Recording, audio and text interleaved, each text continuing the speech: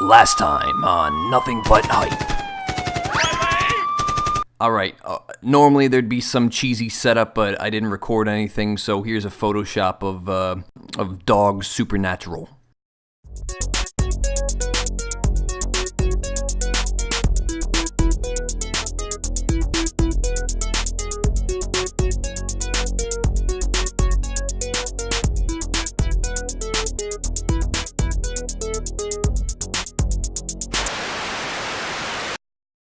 And I want to welcome you to LA Council's Bill and Ted's Excellent Adventure. Quick recap, watched some stuff, played some shit, and foreshadowing. Oh. The animated show got a second season. I could do that. Alright. I can't wait for... What? Together, we are Wild Stallions! Greetings, excellent ones.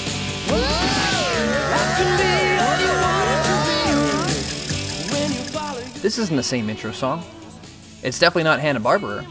They went from Scooby-Doo to Sabrina the Animated Series. How can you call this a fake? It has the arms and everything. Wait, that's not Alex Winter's voice. Greetings, my excellent friend. That's not George Carlin. What are you doing in the here and now? Keanu 2? They got rid of Keanu. For season 2, literally everything switched hands. Instead of CBS, it was Fox. Instead of Hanna-Barbera, it was Dick. Dick. At least they still run to cool people from the past, such as Da Vinci and Doubleday, the inventor of baseball. Wait. I feel like I've done this before. War? I'm talking about the game I invented, baseball. We have come to speak of baseball. You know my idea? Did they not even watch the first fucking season? Now, before you challenge it and say, well, it's different producers, it can't be season 2, it's gotta be a completely different animated series. Wrong. In season 1, they meet Da Vinci, they talk to Da Vinci, yada. See Leonardo. Yes, but if he's out, we'll take Donatello or Michelangelo. Oh, I don't have time for jokes. I'm Leonardo da Vinci, and I'm a very busy inventor. Season 2, Episode 1. Look, Ted, it's Leonardo. Remember us? I am Bill S. Preston, Esquire. And I am Ted Theodore Logan. Sure, I remember. I did your picture. They fucking acknowledged the connection. In this series, Bill and Ted no longer travel through time, but can travel to different realities. They go into comic books, movies, magazines, and for whatever fucking reason, their gym teacher's veins.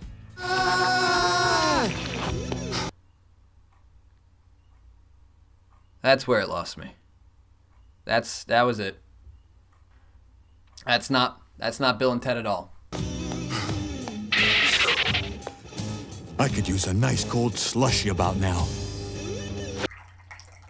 This is literally the hardest shit to sit through.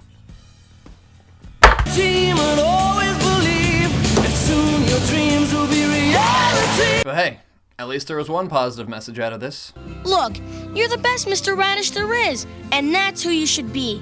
But nobody wants me to be me anymore. Everyone else, do it for yourself. Released near the end of 1991, there was a comic to follow the release of Bill and Ted's Bogus Journey. Now, I'm a fan of comic books. Marvel's pretty good, right? Right? They can't fuck it up, right? To keep it short, the 12-issue comic is mostly about a zone outside of Earth where the chronological order keep track of time and who might be damaging it. Surprise, surprise, Bill and Ted are up on the list. There's this weird fucking time master that's shaped like a thumb on wheels. Now, I'm not even going to get into the theory of how this connects to Bill and Ted. Instead, let me talk to you about why it doesn't. First, Socrates in the movie is very friendly, he's very happy, he's energetic to go anywhere, but would rather kill himself, which he does in the comic, rather than spend any more time with Bill and Ted. 2. Denomalus is in hell. Don't know how that happened. He was never killed. 3. Death is a raging alcoholic who apparently needs a house now, even though he's lived for millennia without one. 4. Bill's son's name is Little Bill. Ted's son's name is Little Ted. Yet obviously, if you've watched the second movie, you know that... This is Little Ted. Hello, Little Ted. And this is Little Bill. The list just keeps going on and on. But the one that really fucked with me In one issue, when Death was talking about how Kronos, Fate, Gaia, and War were making fun of him, he said that he needed a sabbatical. Ted said, "Whoa, I didn't know Death was religious." Now, I know that was meant to be funny, but you fucking went to hell. You went to heaven with the guy. He's the goddamn Grim Reaper. He's talking about all his god friends, and you're asking him if he's religious? Fuck this. Hold on.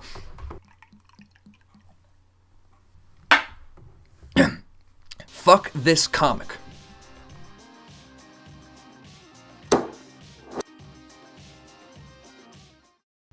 Oh, God. Bill and Ted's live-action television show. Is it gonna be good? It's not gonna be good. Worst of all, it was produced by Fox. You remember Fox, right? They produced the second season of the animated series.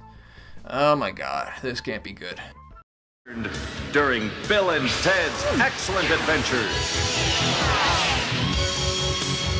Now, let's remember a time before the big homecoming dance at which Bill and Ted were scheduled to play. To prove that they moved on from their flop of the past, they enlisted Evan Richards as Bill S. Preston, Esquire, Christopher Kennedy as Ted Theodore Logan, and Rick Overton as Rufus. Ones, gentlemen. You'll think of something. You know these guys. They're the very same fucking actors from Season 2 of the animated. Good initiative. Good job. I bless you dudes in the most excellent names of Bill and Ted. Well, apparently there's a church now dedicated to Bill and Ted. And they're still traveling through various forms of entertainment. Move it! Now! I thought they said they had hindsight. That was the worst part of Season 2, is that it wasn't going through time anymore. The booth was taking them through movies, through comic books and stuff. And, again, gym teacher's veins. I thought we learned, guys. But maybe I'm being too judgmental. After all, it is the first episode, and after doing a little bit more research, I found out that this was an unaired pilot. So maybe the rest of the series will be different. This is the future. San Dimas, California, 2692. A most excellent society based on the philosophy of the two great ones, Bill and Ted, and the music of their band, the Wild Stallions. The show was rather enjoyable, despite there being one aired episode where they travel into soap opera. I can look past that. Party on! It still has the heart, the depth to be worthy of the Bill and Ted franchise. At least to me. Man, I'm totally 2 left feet. Take that. I mean, dog. They made it in a way where there's not a necessary connection to the movie, so it could still be enjoyed by fans as well as those who are new to the series. All in all, a very decent watch. But because of the failures with the second season of the animated show, the live action didn't have too much traction, and was cancelled after 7 episodes. Lessons learned during Bill and Ted's Excellent Adventures. Oh my God, what else could there be? Could it get any worse than this? What's next? Oh my God. Halloween Horror Show. Bill and Ted's Halloween Horror Show. Better get this ready. I might need this. I'm just gonna keep that right here. 1992 was the first Halloween Horror Night for Universal Studios and Bill and Ted, but it wasn't the only one. In fact, it's reoccurring, still going on today. So I'm actually going to start off with the most recent one for 2016.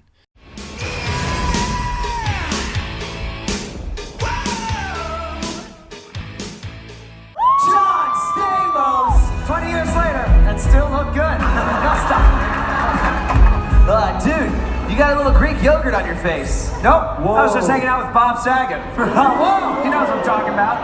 Hey, Uncle Jesse. Hello. This is edgy as fuck. You can't just come up on stage, most distracted dudette. I'm picking up on some major Pokemon activity up here, so you can suck it. What is happening right now? She wants a Pikachu in your pants. She wants to what? I just found the smallest Pokemon ever. Okay, get it, very funny. Look at this little Squirtle in your pants. Whoa, those are the tiniest Pokeballs I've ever seen. Shut up, Ted. Totes adorbs. Hashtag dead ash. Whoop! Catch 'em all, bitches. Wait, you can't go back there. It's dangerous. Yeah, you Fuck the rest of this. I'm just gonna watch these from now on. Bernie Sanders. He's hanging out at my fully stocked cereal bar. Gee, I think Bernie's dead. He's not dead. Just his campaign is. It's a Bill and Ted themed show that satirically reviews popular events for each year. And it is fucking awesome. 2016 talks about mostly the new Star Wars movie that came out. 2015 was about how ridiculous Kanye West had become. Yo, what's up, Wild Stallions? Hi. Kanye and Kim, what have you done? And it just goes on from there. These are actually really great. I mean, I can't consider it a part of Bill and Ted's timeline, but you know what? If you have a spare minute, go check them out. Really awesome. Really awesome.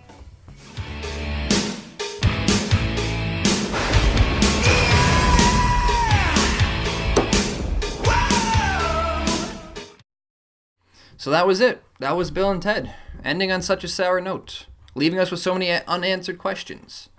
That was until 2015.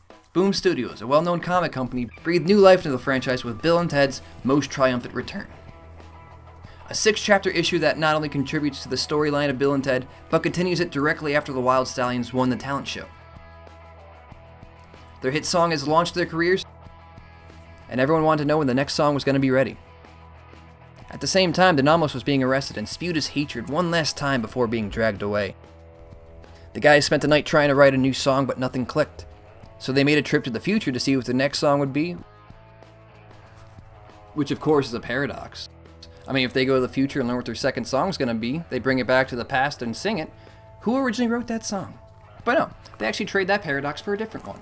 While in the future, they stumble upon the Anomalous as a teenager, and he is mercilessly bullied by everyone around him. They were bullying him because when he gets older, he goes back in time and tries to kill Bill and Ted. You know, from the second movie. I mean, they could have lined it up differently, no? Don't you think the parents who know about the history of the world know that the Anomalous is gonna go back in time to kill Bill and Ted, the idols of peace and love? Maybe, I don't know, fucking name him something else? Don't have a kid? Just, you're walking right into it. You're like making it happen. Anyway, to keep it short, they try to befriend Anomalous, and instead of killing Bill and Ted, he takes over the spotlight, becoming the band leader that will end up saving the world. There's a negative spin to this, actually. He kills himself, and when he meets the Grim Reaper, he does a bet with him. And when he wins, his reward was life. And he even tricked the Grim Reaper into a second match for the Reaper's abilities. And when he won, he became an immortal god. He ruled over all of humanity for centuries, banning music, happiness, and the word dude. Can't say dude. Bill and Ted go to the future, get rescued by Death, Rupus, and a group of rebels that use them as a part of their plan.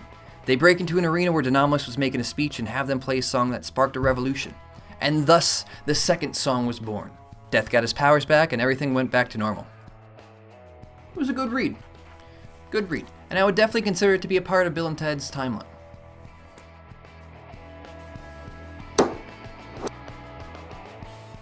It wasn't over there. In 2016, Boom Studios came up with a second comic book to contribute to the timeline of Bill and Ted. Bill and Ted Go to Hell.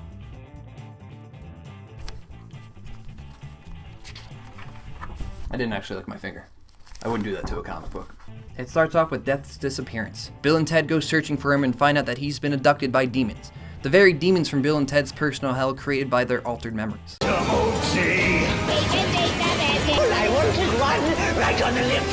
They apparently became sentient, realize hell sucks, and want to get out. So Bill and Ted go back in time, get Joan of Arc, Lincoln, and McCree Howdy. to go to hell and help them save Death. They also have the Anomalous go with them because he's no longer bad. Well, yeah, if you remember the end of Bogus Journey, one of the newspaper's articles said that the Anomalous was married to Missy. And he is. And in order to make up for an attempted murder... No, wait. In order to make up for actual murder, he's gonna go help them. Well, to their surprise, when they get to hell, Satan is locked up and Napoleon is running things. Fucking loves water slides. Fucking loves them. Anyway, Napoleon tricks Death into a game in order to get the keys to heaven. And when Death loses, again, with the help of Genghis Khan and the Devil, the gang is guided through purgatory into heaven. There is no time frame in heaven or hell, so when they got there, Napoleon has already conquered and stole God's powers. Somehow. He soups up the demons, making them almost impossible for the gang to destroy, but thanks to some heavenly help, they end up on even grounds. Getting Napoleon into one more match with Death, where Death actually wins. Napoleon loses his powers, and is set to wander purgatory for the rest of his life. And that is it. Bill and Ted Goes to Hell, definitely a part of the timeline. So here's how the timeline looks by release dates. And here's how Bill and Ted's storyline looks like, omitting the obvious flops and the duplicate game. Most of the timeline takes place within the first movie, at the end of the history exam, and before the final scene where Rufus brings the princesses. That's where most of it takes place. Because remember, the animated series as well as the live action series did not have the princesses with them. And they're a huge part of the franchise, especially in Bogus Journey. That means the time frame between passing their test and Rufus bringing the princesses from the past was much longer than we think. Like maybe even a few years longer. So I actually did a little bit of digging. In the first movie, when they're talking about Missy, who at the time was still married to Bill's dad, Ted said, "Stepmom's cute." Shut up, Ted. Remember when she was a senior and we were freshmen? Shut up, Ted. So we know that they are at least sophomores. In the live action television series, they make a jab at Missy when she says, "I certainly don't remember this many teachers' workdays when I went to school." To which Ted replies, "A lot of things have changed in 6 months, Mrs. Preston." And being that she is still with Bill's dad in the live action show, and the princesses aren't in the picture, and assuming that they were never held back in school, which is really fucking generous, then they are in fact sophomores in high school. So that means the very last scene in Excellent Adventure, they could very well be juniors or even seniors. Alright, also a fun fact about Missy. You know Missy was married to Bill's dad in the first movie. And married to Ted's dad in the second movie. I can't believe Missy divorced your dad and married mine. Shut up, Ted. And by the comic, she was married to Denomalus. When Denomalus changed the timeline in Triumphant Return, Bill ended up married to her. Which is completely fucked up. It's your mom, dude. Good. Good. Now your dad's going for it in your own room. Shut up, Ted. So how did they do it? How did these two lovable doofuses from San Dimas, California create music to save the world? None of it makes sense. Or does it?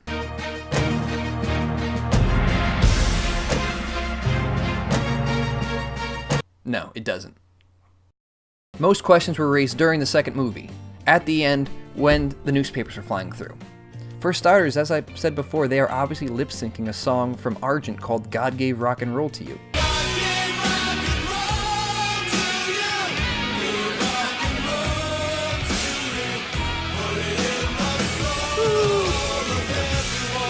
The only reason they won was because of showmanship.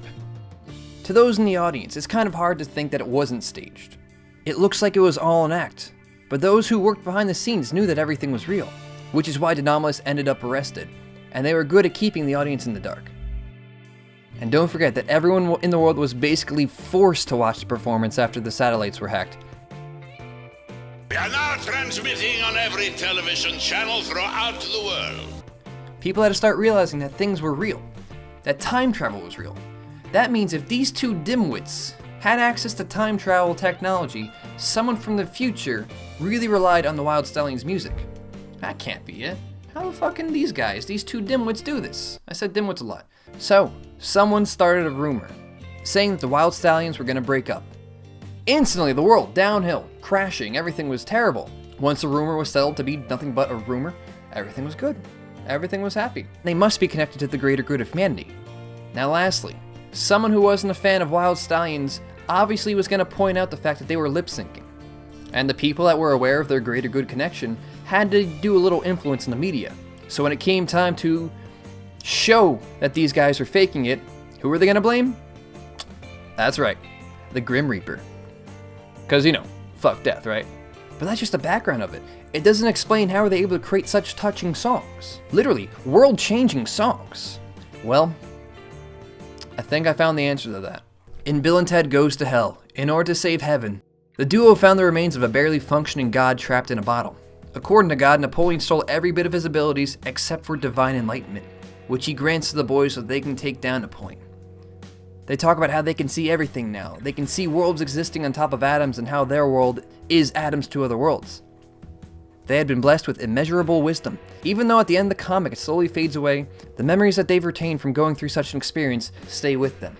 The memories are more than enough to help woo the world into world peace, to help convince even the darkest heart and to be happier, and to be kinder, and to be more friendly. And with that, they create universal love and world peace.